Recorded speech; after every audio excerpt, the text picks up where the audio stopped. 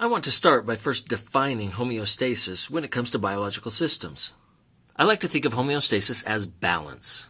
Balance achieved specifically through cause and effect.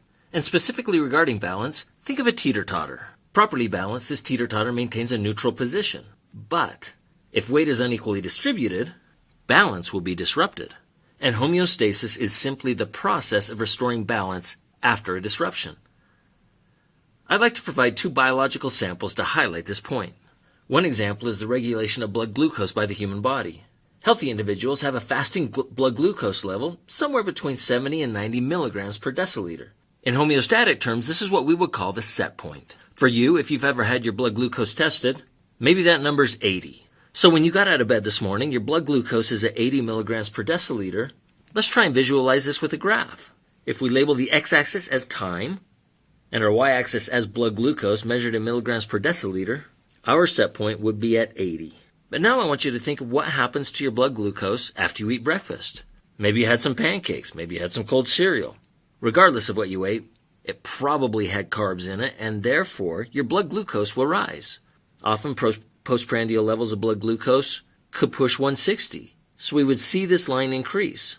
But of course, elevated levels of blood glucose chronically could have significant negative effects on how your body works. And so the body has to restore blood glucose levels back to baseline. This is the process of homeostasis. And in the case of blood glucose, signals will cause your pancreas to release insulin. Insulin acts on skeletal muscle and also adipose to open up transporters specifically for glucose to let glucose out of the blood and into muscle or fat.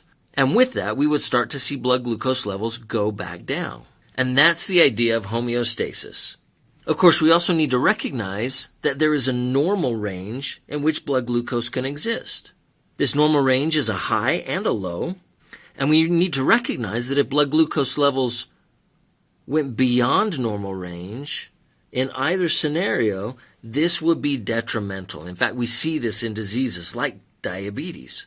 But in healthy individuals, blood glucose levels remain within the normal range through mechanisms associated with homeostasis.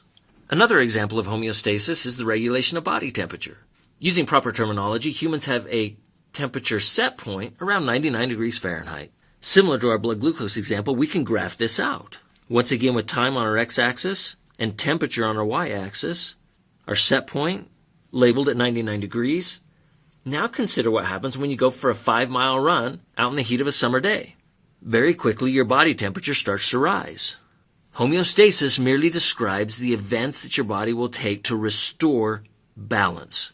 In this case, the body starts to sweat, and that sweating has a cooling effect, bringing our body temperature back down. Of course, just like blood glucose, is it possible to go too high?